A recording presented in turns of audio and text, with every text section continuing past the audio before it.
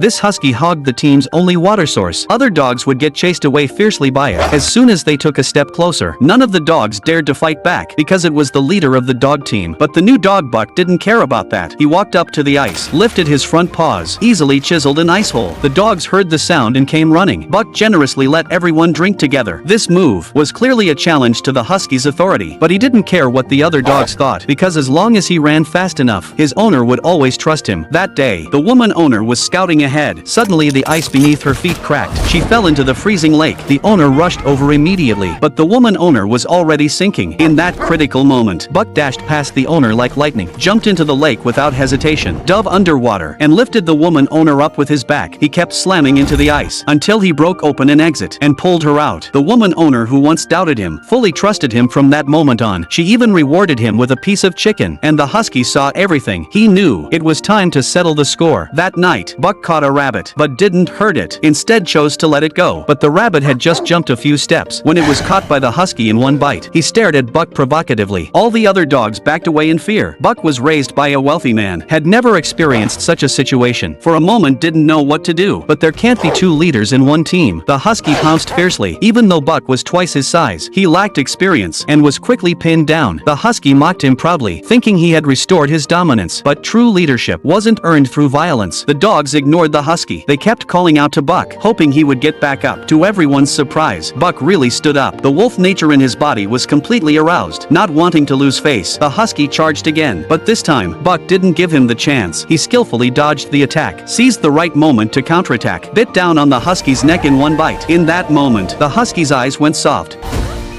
He had completely lost. The next morning, the husky had already left. Buck took the initiative to stand at the front of the team, but the owner thought he lacked experience.